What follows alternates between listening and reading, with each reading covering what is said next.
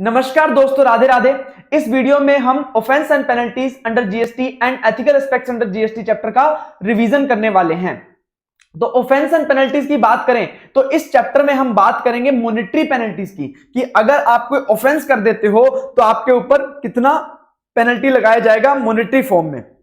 उसके साथ ही अगर आपने कोई घिनौना अपराध किया है, कुछ ज्यादा सीरियस नेचर का अपराध किया है, तो उस केस में आपको पनिशमेंट कितनी मिलेगी, आपको जेल कितनी हो सकती है और कैसे उसको माफ करवाया जा सकता है। एंड उसी के साथ जो एथिकल एस्पेक्ट्स अंडर जीएसटी एक नया पोर्शन ऐड किया है इसके अंदर आईसीआई ने, उसको भी हम डिस्कस करने वाले हैं। तो चलिए स्टार्ट करते हैं ऑफेंस एंड पेनल्टी से। तो पहला सेक्शन है सेक्शन 122। उसमें बोलता है कि अगर any taxable person commit any of the 21 offences, तो सेक्शन 122 का मतलब सेक्शन 1 क्या बोलता है कि अगर any taxable person commit any of the 21 offences, ये 21 ऑफेंसेस दे रखे हैं, तो आप चाहो तो ये पढ़ सकते हो 21 ऑफेंसेस, पर 21 ऑफेंसेस याद करना मुश्किल है। तो इसमें से मैंने कुछ इंपॉर्टेंट वाले जो पार्ट हैं वो आपको मार्क करवाए हुए हैं कि supplies goods and services without invoice, कि अगर वो सप्लाई करता है गुड्स एंड सर्विस की विदाउट इनवॉइस इशू किया हुआ, या फिर फेक इनवॉइस इशू करके, या फिर इनवॉइस इशू कर देता है बिना सप्लाई किए हुए, या फिर पैसा कलेक्ट करता है लोगों से और गवर्नमेंट को 3 महीने के अंदर अंदर जमा नहीं करवाता ड्यू डेट से, या फिर आईटीसी लेता है, यूटिलाइज करता है without actual receipt of goods and services, बिना गुड्स एंड सर्विस रिसीव करे हुए उसने आईटीसी यूटिलाइज कर ली। उसके साथ ही फ्रॉडुलेंटली रिफंड ऑब्टेन करता है, ठीक है। उसके बाद रजिस्टर नहीं करवाता है, या रजिस्टर करवाने के टाइम वो गलत इंफॉर्मेशन प्रोवाइड करता है, ठीक है। उसके बाद ट्रांसपोर्ट ऑफ गुड्स करता है विदाउट प्रिस्क्राइब्ड डॉक्यूमेंट, बिना प्रिस्क्राइब्ड डॉक्यूमेंट, ई वे बिल वगैरह जो चाहिए होता है उसके बिना ट्रांसपोर्ट कर दिया। सप्लाई ट्रांसपोर्ट स्टोर कर दिया, गुड्स लायबल टू कॉन्फिस्केट, जो लायबल टू कॉन्फिस्केट था उसके साथ सप्लाई वगैरह कर दिया। तो अगर ये सारे ऑफेंसेस करता है और ये जो 21 ऑफेंसेस करता है, तो ऐसे केस में पेनल्टी कितना लगेगा? पेनल्टी बोला है ₹10,000 और amount involve whichever is higher. अब 10,000 तो है आपको सीजीएसटी के लिए, 10,000 तो आपको सीजीएसटी के लिए। ये समझना है कि पूरे चैप्टर में जो पेनल्टीज दी गई हैं वो सीजीएसटी के लिए दी गई हैं। मैं आपको रिलेवेंट जगह जगह बताता जाऊंगा कितना सीजीएसटी में होगा, कितना आईजीएसटी में होगा। तो यहां पे अगर सीजीएसटी में आपसे पेनल्टी पूछे तो 10,000 और अमाउंट ऑफ टैक्स इन्वॉल्व। अब अमाउंट ऑफ टैक्स इन्वॉल्व कौन सा लोगे? सिर्फ सीजीएसटी वाला। अगर आपसे क्वेश्चन में पूछे आईजीएसटी तो आप क्या करोगे? ये जो 10,000 अमाउंट है वो कितना हो जाएगा? 20,000 हो जाएगा, ट्वाइस हो जाएगा आईजीएसटी में। And amount of tax involve, amount of tax involve में अमाउंट कौन सा आ जाएगा? आईजीएसटी वाला अमाउंट आ जाएगा। ये तो है सेक्शन 122(1) की बात। उसके बाद सेक्शन 122(1)(a) ऐड किया गया बोगस ट्रांजैक्शन के लिए। देखो सेक्शन 122(1) जो हमने 21 ऑफेंसेस की बात करी, उसमें हमने उनके बारे में बात करी जो ये ऑफेंस कमिट करते हैं। यहां पे 122(1)(a) में हम बात करेंगे ऐसे लोगों की जिनके इंस्ट्रक्शन पे ये काम हुआ है। मतलब ये चार ऑफेंसेस जिसकी इंस्ट्रक्शन पे हुए हैं, जिसने ये करने के लिए बोला था, जैसे कंसल्टेंट या फिर पर्सन बेनिफिटेड, जिस व्यक्ति को इन चार ऑफेंसेस से फायदा मिला है, उन लोगों को पकड़ेंगे सेक्शन 122(1)(a) में। तो 1 में तो जो कमिट करता है उसको पकड़ेंगे, 1(a) में उनको पकड़ेंगे जिनको बेनिफिट मिला है या फिर जिन्होंने इंस्ट्रक्शन दिए थे। किन चार ऑफेंसेस में? First of all supply without invoice या फिर फेक इनवॉइस पे, invoice without supply of goods and services, बिना supply of goods and services के इनवॉइस इशू कर दिया, अवेल और यूटिलाइज कर लिया ITC without receipt of goods and services, ITC ले लिया या यूटिलाइज कर लिया बिना गुड्स एंड सर्विसेज रिसीव करे हुए, और आईएसडी इनपुट सर्विस डिस्ट्रीब्यूटर ने आईटीसी डिस्ट्रीब्यूट कर दिया इन कॉन्ट्रावेंशन ऑफ द एक्ट। कितना पेनल्टी लग जाएगा? Penalty of amount of tax involve. CGST है तो सीजीएसटी वाला टैक्स, आईजीएसटी है तो आईजीएसटी वाला टैक्स। अब किस पे लगेगा? पर्सन बेनिफिटेड, जिसको बेनिफिट हुआ है और जिसके इंस्ट्रक्शन पे ये काम हुआ है। फिर एक नया पेनल्टी ऐड किया है सेक्शन 122(1)(b। अब वो सिर्फ किसके लिए? इलेक्ट्रॉनिक कॉमर्स ऑपरेटर के लिए। वो किसके लिए? सिर्फ इलेक्ट्रॉनिक कॉमर्स ऑपरेटर के लिए। अगर इलेक्ट्रॉनिक कॉमर्स ऑपरेटर किसी अनरजिस्टर्ड पर्सन को अलाउ करता है सप्लाई करने को, मतलब इलेक्ट्रॉनिक कॉमर्स ऑपरेटर ने किसी अनरजिस्टर्ड पर्सन को सप्लाई कर दिया, उसके थ्रू अलाउ कर दिया सप्लाई करने के लिए, जिसके लिए वो एलिजिबल नहीं था। क्योंकि देखो unregistered person electronic commerce operator के थ्रू तभी सप्लाई कर सकता है जब वो कुछ कंडीशन फुलफिल करता है, जो हमने रजिस्ट्रेशन चैप्टर में पढ़ेंगे, ठीक है। तो अगर उन कंडीशन को बिना फुलफिल करे अनरजिस्टर्ड पर्सन ईसीओ के थ्रू सप्लाई नहीं कर सकता। अगर फिर भी ईसीओ ने उसे अलाउ कर दिया, या फिर कॉम्पोजिशन टैक्सेबल पर्सन था, वो इंटरस्टेट सप्लाई नहीं कर सकता, बट इलेक्ट्रॉनिक कॉमर्स ऑपरेटर ने उसे इंटरस्टेट सप्लाई करने के लिए भी परमिट कर दिया। उसके बाद अगर उसने स्टेटमेंट में गलत इंफॉर्मेशन दे दी, अगर ये उसने काम किया, तो इलेक्ट्रॉनिक कॉमर्स ऑपरेटर के ऊपर पेनल्टी लग जाएगी। कितनी लग जाएगी? 10,000 रुपीज सीजीएसटी के अंदर, आईजीएसटी होगा तो 20,000 हो जाएगा, और amount of tax involve whichever is higher. अब टैक्स की बात करें तो अगर सीजीएसटी तो सीजीएसटी वाला टैक्स अमाउंट और आईजीएसटी है तो आईजीएसटी वाला टैक्स अमाउंट लग जाएगा यहाँ पे, विच एवर इज हायर, ठीक है। उसके बाद सेक्शन 122 की बात करेंगे। ये बिल्कुल भी इंपॉर्टेंट नहीं है क्योंकि सेक्शन 73 74 में भी कवर हो जाता है, बिल्कुल सेम है। If registered person supply of goods and services on this tax not paid, short paid, refunded, ITC availed, utilised wrongly, ठीक है। ऐसे केसेस में अगर वो for reason other than fraud, wilful misstatement, suppression of fact है, अगर वो जो टैक्स छूटा है, कम पे हुआ है या रिफंड हो गया है, आईटीसी अवेल ले लिया है, वो बिना किसी रीजन के, मतलब फ्रॉड, विलफुल मिसस्टेटमेंट या सप्रेशन ऑफ फैक्ट नहीं है, उसका इंटेंशन नहीं था, ठीक है, तो ऐसे केस में कम पेनल्टी लगेगी 10,000 और 10% ऑफ टैक्स अमाउंट। अब जो 10,000 है वो सीजीएसटी में है, ध्यान रखना। और उसके बाद अगर वो फ्रॉड की वजह से किया है, विलफुल मिसस्टेटमेंट की वजह से किया है, या फिर सप्रेशन ऑफ फैक्ट की वजह से अगर आपने टैक्स चोरी किया है, तो पेनल्टी कितना लग जाएगा, 10,000 और amount of tax involve, 100% of amount tax involve, whichever is higher. 10,000 आपका सीजीएसटी में है, आईजीएसटी में जब देखेंगे तो ये कितना हो जाएगा, 20,000 हो जाएगा।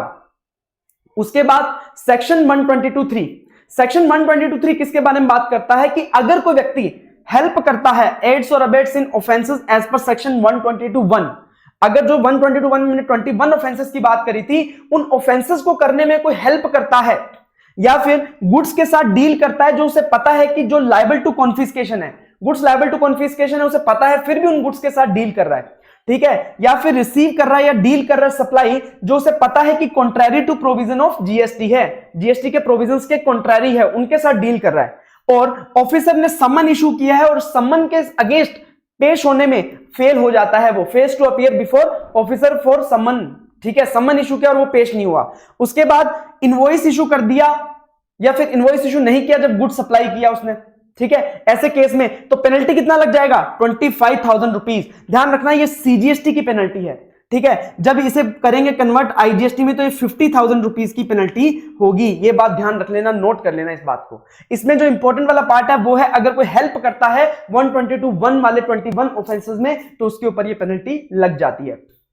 फिर अगर कोई किसी चीज के लिए पेनल्टी किसी स्पेसिफिक प्रोविजन में नहीं दी हुई, ऐसा ऑफेंस है जो ऑफेंस तो है जीएसटी के अंदर बट उसके लिए कोई स्पेशल पेनल्टी नहीं दी हुई, तो उसका क्या करेंगे, तो उसके ऊपर जनरल पेनल्टी दी गई है सेक्शन 125 में, कितना, अप टू 25,000 रुपीज। 25,000 रुपीज किसमें है, सीजीएसटी में। अगर आईजीएसटी में बात करेंगे तो ये डबल हो जाएगा, ये डबल हो जाएगा।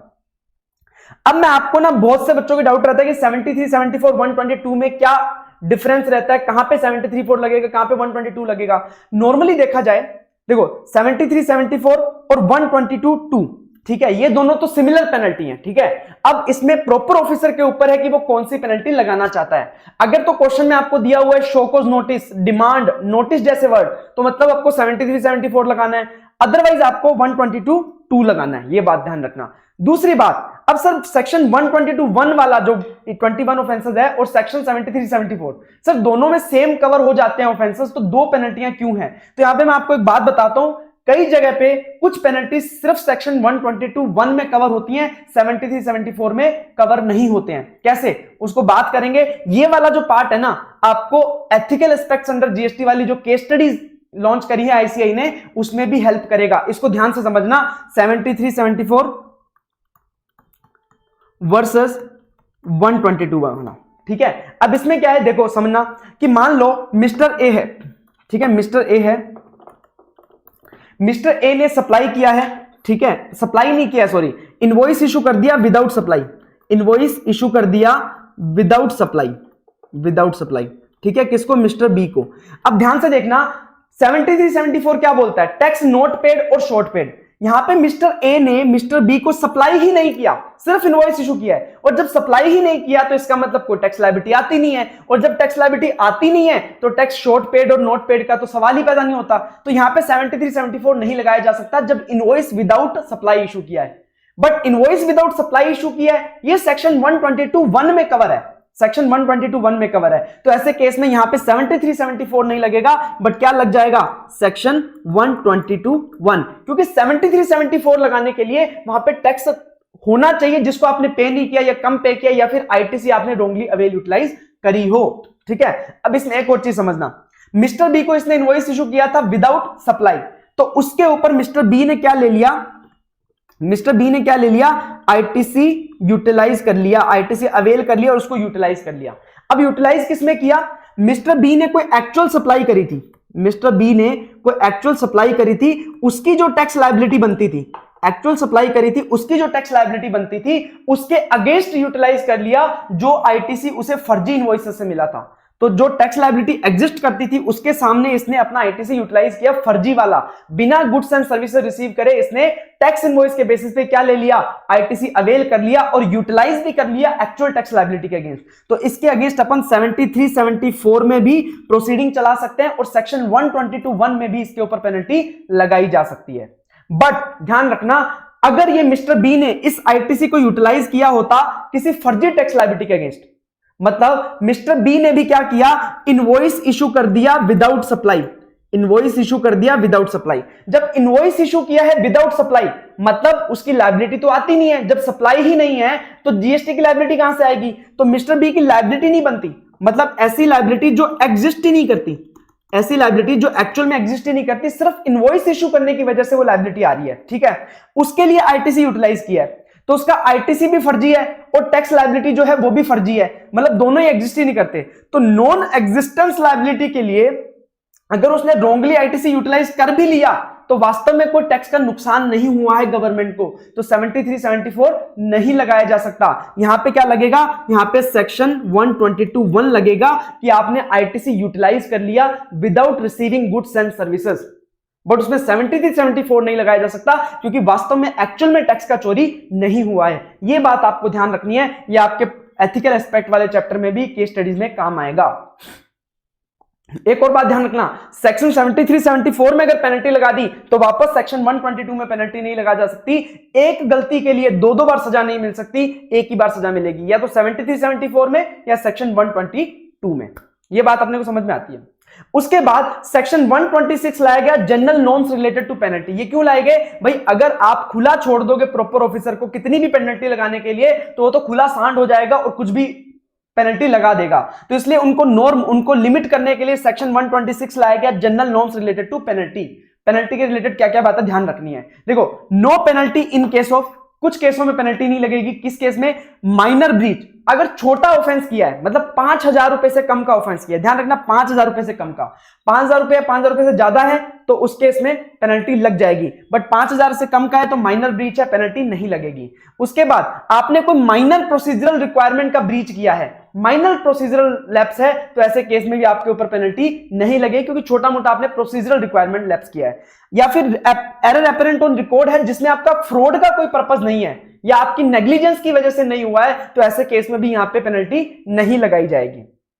फिर पेनल्टी जो डिपेंड करती है वो किसके ऊपर डिपेंड करती है? Degree and severity of breach, आपने कितना घिनौना अपराध किया है उसके ऊपर डिपेंड करता है। आप कत्ल कर दोगे, चोरी कर दोगे, दोनों केसेस में आपको सेम पेनल्टी नहीं लगाई जा सकती, दोनों में सेम सजा नहीं मिल सकती। तो आपने ब्रीच कितना गहरा किया है, ब्रीच आपने कितना घिनौना अपराध किया, उसके ऊपर डिपेंड करेगा पेनल्टी कितनी लगानी है, कम लगानी है, ज्यादा लगानी है। ठीक है, पेनल्टी लगाने के लिए सबसे पहले शो कॉज नोटिस इशू होना जरूरी है। सामने वाले को ये मौका देना पड़ेगा, वो बता सके कि क्यों ना उनके ऊपर पेनल्टी लगाई जाए, तो उससे अपना पक्ष रखने का मौका मिलेगा, अपॉर्चुनिटी ऑफ बीइंग हर्ड भी देना पड़ेगा, तभी पेनल्टी लगाई जा सकती है। शो कॉज नोटिस देने के बाद सामने वाले का रिस्पॉन्स आएगा तो अब ऑफिसर क्या करेगा? ऑफिसर ऑर्डर पास करेगा। ऑर्डर पास करेगा तो ऑर्डर में क्या क्या लिखा होना चाहिए? ऑर्डर में नेचर ऑफ ब्रीच लिखा होना चाहिए कि क्या ब्रीच किया है, क्या ऑफेंस किया है और किस प्रोविजन के अंदर इस ऑफेंस के लिए पेनल्टी लगाई जा रही है, कौन सा ब्रीच किया है और कौन से ऑफेंस के अंदर इसके ऊपर पेनल्टी लगाई जा रही है, ये स्पेसिफाई करना पड़ेगा। उसके बाद वॉलंटरली डिस्क्लोजर, अगर कोई सामने से आके बता देता कि सर मैंने ये गलती करी है तो that will be A mitigating factor, वो उसको कंसीडर किया जा सकता है पेनल्टी की अमाउंट को कम करने के लिए। वॉलंटरली डिस्क्लोजर मिटिगेटिंग फैक्टर होगा। उसके बाद सेक्शन 129 और 130 की पेनल्टी है, ये इंपॉर्टेंट मार्क कर लेना, सेक्शन 129 और 30। Detention and seizure, 129 detention and seizure. अब यहां पे क्या बोलता है कि अगर कोई व्यक्ति मान लो गुड्स का ट्रांसपोर्ट कर रहा है एक जगह से दूसरी जगह पे, मतलब गुड्स इन ट्रांजिट है और उसको ट्रांजिट के दौरान ट्रांसपोर्ट किया जा रहा है या फिर कहीं पे स्टोर करके रखा है, मतलब एक जगह से दूसरी जगह जा रहा है, बीच में स्टोर करा है या फिर ट्रांसपोर्ट कर रहा है, बट उसके साथ प्रॉपर डॉक्यूमेंट्स अवेलेबल नहीं है। मतलब उसके पास ई वे बिल होना चाहिए, इनवॉइस होना चाहिए, वो सारे डॉक्यूमेंट्स उसके पास अवेलेबल नहीं है, तो मतलब उसने कॉन्ट्रावेन किया है ई वे बिल वाले प्रोविजंस का। तो उसके पास जब प्रॉपर डॉक्यूमेंट नहीं है तो उसको ऑफिसर रोकेगा। अब ऑफिसर रोकेगा तो वो डॉक्यूमेंट्स नहीं दिखा पाएगा, और जब नहीं दिखा पाएगा तो सेक्शन 129 के अंदर प्रॉपर ऑफिसर को पावर दे दी गई कि वो गुड्स, जो गुड्स जा रहे हैं, ट्रांसपोर्ट हो रहे हैं, डॉक्यूमेंट्स और जिस कन्वेंस के ऊपर वो गुड्स को ट्रांसपोर्ट किया जा रहा है, सबको क्या कर लिया जाएगा, डिटेन और सीज किया जा सकता है। जो गुड्स हैं, डॉक्यूमेंट्स हैं, कन्वेंस जिसके अंदर उन गुड्स को कैरी किया जा रहा है, उनको डिटेन या सीज किया जा सकता है। डिटेन और सीज का मतलब डिपार्टमेंट अपने कस्टडी में ले लेगा उन गुड्स और कन्वेंस को, फिर उसे यूज करने नहीं देगा। ठीक है, तो यहां पे कस्टडी में ले लेगा और आपके गुड्स, डॉक्यूमेंट्स और कन्वेंस सबको ले लेगा। अब इसको क्या छोड़ देगा डिपार्टमेंट? यस, छोड़ देगा, अगर आप उसको पेनल्टी पे कर दोगे। कितना पेनल्टी पे करना पड़ेगा उसमें अपने को देखना है। देखो, सबसे पहले owner of the goods come forward, जो उसका गुड्स का मालिक है वो अगर सामने आ जाता है पेनल्टी पे करने के लिए, तो ऐसे केस में हमें देखना है कि गुड्स टैक्सेबल है या एग्जेम्प्ट है। अगर तो टैक्सेबल गुड्स है, ओनर उसका सामने आ जाता है पेनल्टी पे करने के लिए, तो 200% ऑफ द टैक्स अमाउंट क्या हो जाएगा, पेनल्टी हो जाएगा। अगर एग्जेम्प्ट गुड्स है तो 2% of the value of the goods और 25,000 विच एवर इज लोअर आपका क्या हो जाएगा, पेनल्टी हो जाएगा।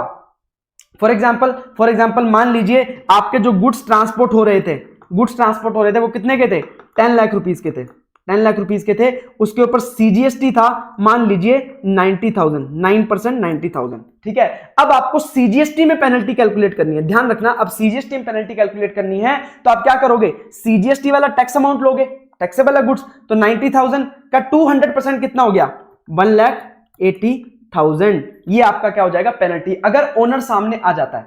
अब मान लीजिए ये जो गुड्स है वो एग्जेम्प्ट है, इसके ऊपर कोई जीएसटी वगैरह कुछ नहीं लग रहा, एग्जेम्प्ट है। ठीक है, एग्जेम्प्ट है तो ऐसे केस में देख लो 2% of the value of the goods और 25,000 विच एवर इज लोअर आपका सीजीएसटी में पेनल्टी हो जाएगा। कितना हो जाएगा, 10 लाख रुपीस का 2% 20,000 और 25,000 विच एवर इज लोअर, तो क्या हो जाएगा 20,000 आपका पेनल्टी हो जाएगा। एक और बात ध्यान ना, अगर आपको बोल दे कि भैया पेनल्टी कैलकुलेट करनी है आपको आईजीएसटी के अंदर, अब पेनल्टी आपको कैलकुलेट करनी है आईजीएसटी के अंदर, तो अब आप जो 200% ऑफ टैक्स पेबल लोगे वो किसका लोगे, आईजीएसटी वाले टैक्स अमाउंट का। तो आईजीएसटी का टैक्स अमाउंट कितना हो जाएगा, 1,80,000। तो अगर ओनर सामने आ जाता है और टैक्सेबल गुड्स हैं तो ऐसे केस में पेनल्टी कितना हो जाएगा, 1,80,000 इंटू 200%, 3,60,000 आपका क्या हो जाएगा, पेनल्टी हो जाएगा आईजीएसटी में। अब समझो कि अगर ये एग्जेम्प्ट गुड्स है पर आपको सीजीएसटी एसजीएसटी कुछ नहीं दे रखा, अब आपको बोला आईजीएसटी में पेनल्टी कैलकुलेट करनी है, आईजीएसटी में पेनल्टी कैलकुलेट करनी है, एग्जेम्प्ट गुड्स है, ओनर सामने आ रखा है, गुड्स का वैल्यू कितना है 10 लाख रुपीस। अब ये जो 2% ऑफ वैल्यू ऑफ गुड्स है वो क्या हो जाएगा, 4% हो जाएगा, 25,000 क्या हो जाएगा, 50,000 हो जाएगा, ट्वाइस हो जाएगा आईजीएसटी में। तो 10,000 का 4% 40,000 और 50,000 विच एवर इज लोअर, तो 40,000 आपका क्या हो जाएगा, पेनल्टी हो जाएगा। ये तो था अगर ओनर सामने आ जाता है। अब मान लीजिए ओनर आपका सामने नहीं आता है, ओनर सामने नहीं आता, कोई और बंदा गुड्स छुड़वाने आ जाता है। अगर कोई और बंदा गुड्स छुड़वाने आ जाता है तो भी हम देखेंगे कि भैया टैक्सेबल गुड्स है क्या।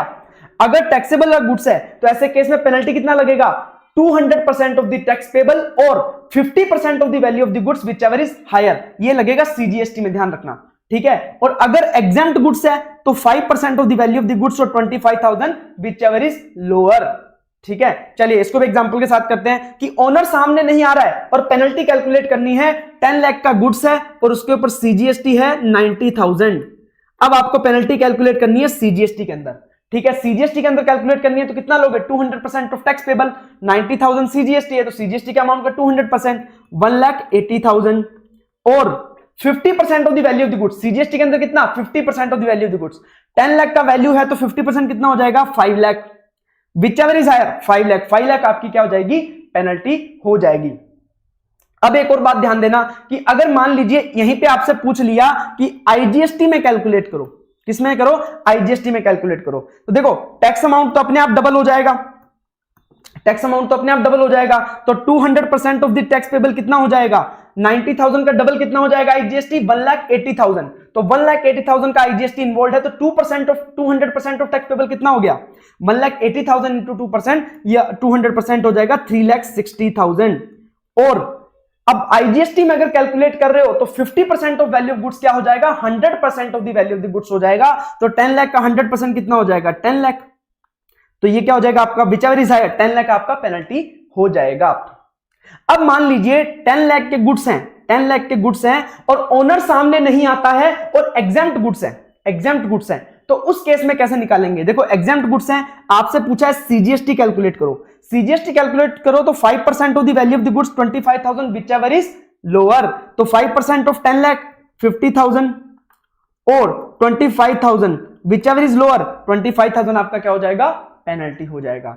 अगर पूछे आपसे आईजीएसटी में कैलकुलेट करो तो आईजीएसटी में 5% कितना हो जाएगा, डबल हो जाएगा, कितना 10%। तो 10 लाख रुपीज का 10% 1 लाख और 25,000 क्या हो जाएगा, 50,000 हो जाएगा और 50,000 विच एवर इज लोअर 50,000, तो 50,000 आपका क्या हो जाएगा, पेनल्टी हो जाएगा। ठीक है, इन पेनल्टी का पे करके आप गुड्स को छुड़वा के ला सकते हो। ठीक है, अब कैसे होगा, ये कैसे वर्क करेगा, तो प्रॉपर ऑफिसर सबसे पहले आपको शोकॉज नोटिस इशू करेगा। 7 दिन के अंदर अंदर आपका गुड्स डिटेन और सीज करने के 7 दिन के अंदर अंदर वो बोलेगा कि भैया आपका गुड्स हमने डिटेन कर लिया, अब आप बताओ कि आपका गुड्स आप पे पेनल्टी क्यों ना लगाई जाए। अब उसके 7 दिन के अंदर आपका ऑर्डर पास कर देगा प्रॉपर ऑफिसर पेनल्टी का। अब ऑर्डर पास होने के 15 दिन के अंदर अंदर अगर आपने पेनल्टी पे नहीं किया तो ऐसे केस में आपके पूरे गुड्स एंड कन्वेंस को सेल किया जा सकता है, क्योंकि डिपार्टमेंट ज्यादा टाइम नहीं रखेगा। अगर 15 दिन में ऑर्डर के 15 दिन में पे नहीं किया तो वो सेल कर देगा। उसके बाद अगर ट्रांसपोर्टर को अपना कन्वेंस छुड़ा के लेके जाना है, अगर ट्रांसपोर्टर को अपना कन्वेंस छुड़ा के लेके जाना है तो उसे कितना पे करना पड़ेगा पेनल्टी, या तो जो ऊपर पेनल्टी बताई गई है वो वाली पेनल्टी और 1 lakh whichever is lower amount पे करके वो अपना कन्वेंस छुड़ा के लेके जा सकता है। अगर ट्रांसपोर्टर को अपना कन्वेंस छुड़ाना है, गुड्स नहीं छुड़ाने। अब क्या हो रहा है कि राम ने किसी ट्रांसपोर्टर के थ्रू अपने गुड्स भेजे, अब राम की गलती की वजह से वो बाकी लोगों ने भी उस ट्रांसपोर्टर के जो गुड्स भेजे थे वो वहीं पे अटक गए, क्योंकि डिपार्टमेंट ने तो क्या किया, पूरा का पूरा कन्वेंस सीज कर लिया। तो वो ट्रांसपोर्टर चाहता है कि राम के गुड्स भले तुम रख लो, मुझे तो मेरा ट्रांसपोर्ट वाला कन्वेंस दे दो। तो ऐसे केस में सिर्फ कन्वेंस छुड़ाना है तो 1 लाख रुपीज और पेनल्टी एज अबव पे करके विच एवर इज लोअर वो अपना कन्वेंस छुड़वा के लेके जा सकता है। ठीक है, अब आती है बात 130 की। 130 में कब होता है, 130 में आपके गुड्स एंड कन्वेंस को कॉन्फिस्केट कर लिया जाता है। ध्यान रखना, जब डिटेन एंड सीजर की बात होगी तो 129, कॉन्फिस्केशन होगा तो 130। कॉन्फिस्केशन का डिटेन सीजर से क्या अलग है, डिटेन सीजर में गुड्स एंड कन्वेंस को सिर्फ डिपार्टमेंट अपनी कस्टडी में लेता है। कॉन्फिस्केशन में ओनरशिप भी डिपार्टमेंट के नाम पे चली जाती है, डिपार्टमेंट अपने नाम पे गुड्स करवा लेता है।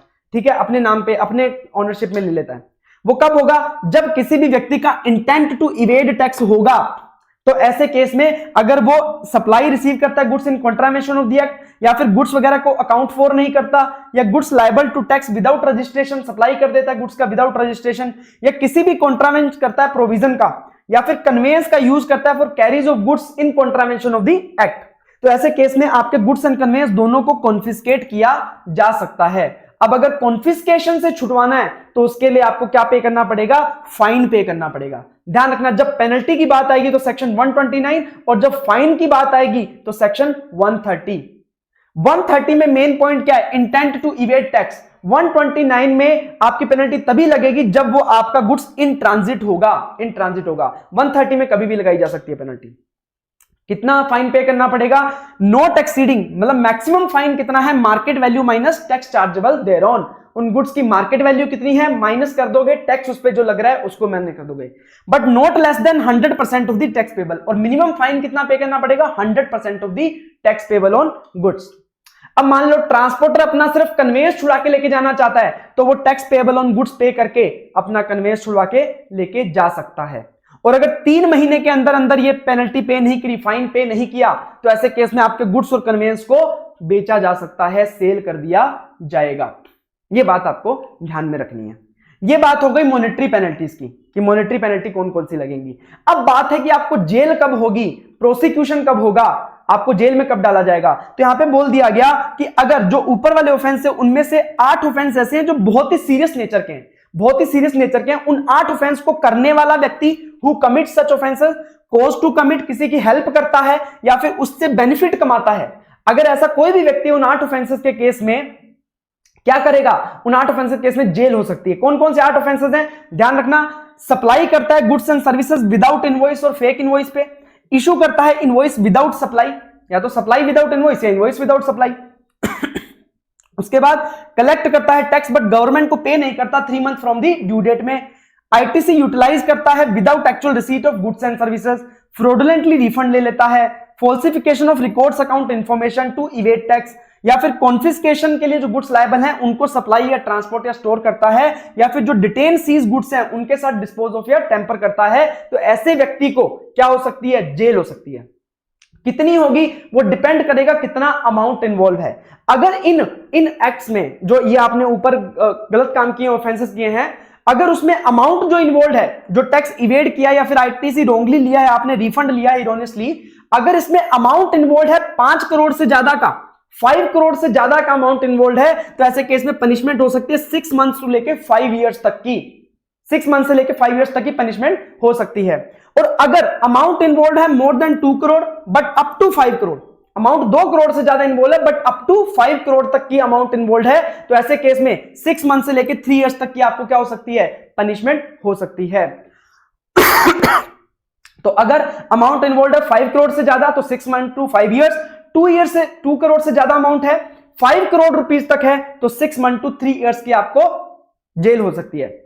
ध्यान रखना, अब 2 करोड़ से कम या 2 करोड़ तक का अगर अमाउंट इन्वॉल्व है तो जेल आपको नहीं होगी इन एक्ट में, सिर्फ एक ऑफेंस को छोड़ के।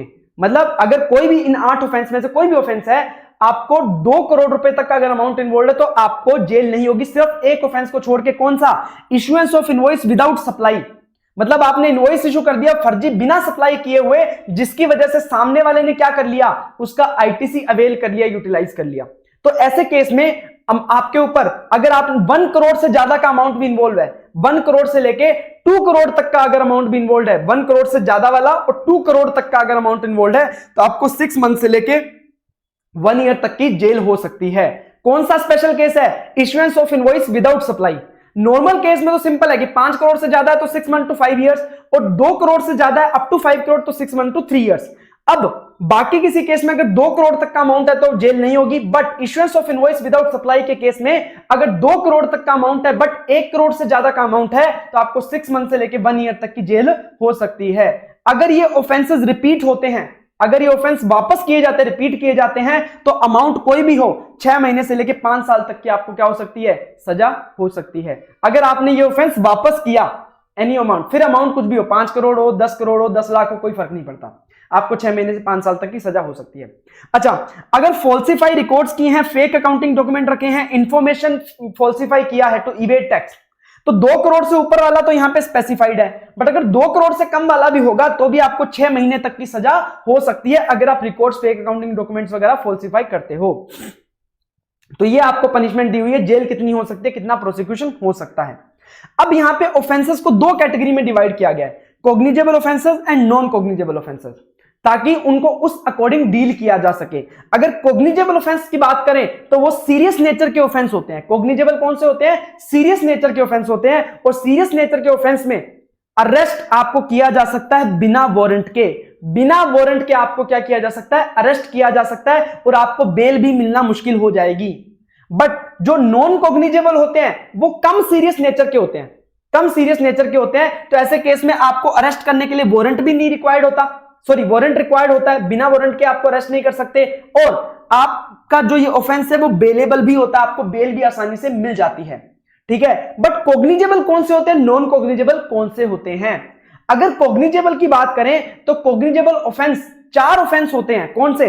ध्यान रखना, goods and services supply without invoice, ये वाले 4 ऑफेंस तो रट लो। कौन से? गुड्स एंड सर्विसेज सप्लाई कर दिया बिना इनवॉइस के, या इनवॉइस इशू कर दिया बिना सप्लाई के, या इनवॉइस इशू कर दिया बिना सप्लाई के, और या फिर अवेल कर लिया ITC without receiving goods and services, या फिर बिना इनवॉइस के आपने आईटीसी अवेल कर लिया, बिना गुड्स एंड सर्विस रिसीव करे हुए, बिना इनवॉइस के आपने आईटीसी अवेल कर लिया। एंड 4th पॉइंट, आपने कलेक्ट कर लिया टैक्स लोगों से बट गवर्नमेंट को 3 महीने के अंदर जमा नहीं करवाया। अगर ये 4 ऑफेंसेस हैं और अमाउंट इन्वॉल्व कितना है, 5 करोड़ से ज्यादा, ध्यान रखना, अगर ये 4 ऑफेंसेस में 5 करोड़ से ज्यादा का अमाउंट इन्वॉल्व है तो इसमें क्या हो जाएगा, कॉग्निजेबल ऑफेंस। अगर इन ऑफेंसेस में 5 करोड़ तक का अमाउंट इन्वॉल्व है तो ये नॉन कॉग्निजेबल ही रहेंगे, और इनके इन 4 ऑफेंसेस के अलावा अगर कोई और ऑफेंस है तो वो हमेशा नॉन कॉग्निजेबल रहेगा, अमाउंट चाहे कितना भी हो। तो मतलब अगर ये 4 ऑफेंस 5 करोड़ से ज्यादा अमाउंट के हैं तो कॉग्निजेबल होगा, वरना हमेशा नॉन कॉग्निजेबल रहेगा ऑफेंस। ठीक है, अगर कोई कंपनी ऑफेंस कमिट करती है तो उसके जो director, manager, secretary, other officer हैं उन्हें भी गिल्टी माना जाएगा, अनलेस वो प्रूव कर दें कि ये जो कमिट हुआ है वो उनकी नेग्लिजेंस की वजह से नहीं हुआ है या फिर उनकी कंसेंट से नहीं हुआ है।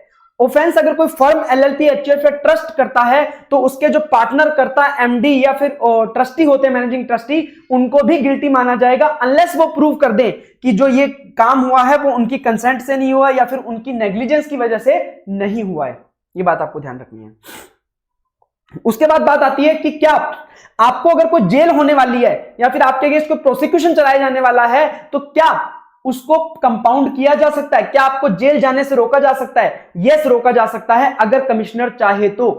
अगर आप कमिश्नर को अप्लाई करोगे कि बॉस मुझे बचा लो, मुझे जेल नहीं जाना, तो वो आपको माफ कर सकता है जेल जाने से, आपके अगेंस्ट सारी प्रोसीडिंग ड्रॉप कर देगा अगर आप उसको कंपाउंडिंग फीस पे करोगे।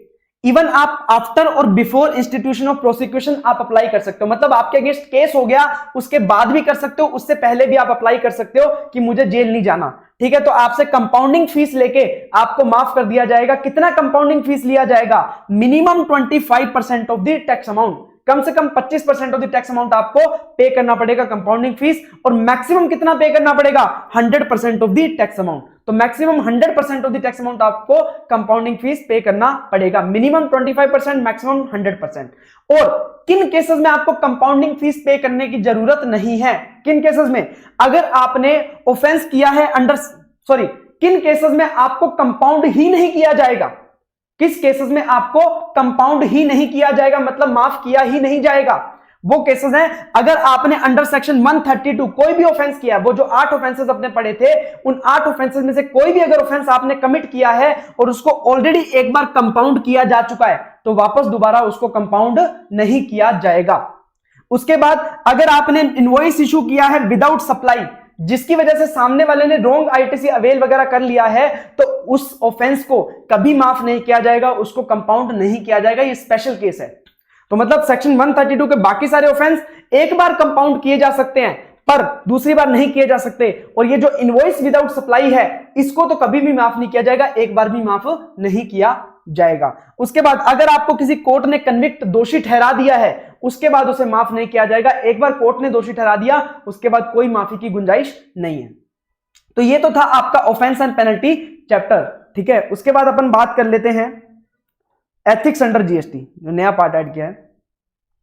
देखो, ethics under GST chapter add करने का सिंपल पर्पस है कि जो चार्टर्ड अकाउंटेंट्स जो गलत राय देते हैं, गलत एडवाइजेस देते हैं अपने एथिक्स के साथ खेलते हुए, उन्हें ये अवगत कराना ताकि जो नए बच्चे निकल रहे हैं चार्टर्ड अकाउंट उन्हें पता हो कि वो क्या गलत कर रहे हैं। ठीक है, तो एथिक्स अंडर जीएसटी का पर्पस क्या है कि देखो, एथिक्स का मतलब क्या होता है? जो राइट एंड रॉन्ग के बीच में डिफाइन करते हैं कि क्या गलत है क्या सही है। वो किससे डिफाइन होता है? एथिक्स से डिफाइन होता है कि क्या चीजें गलत हैं क्या चीजें सही है।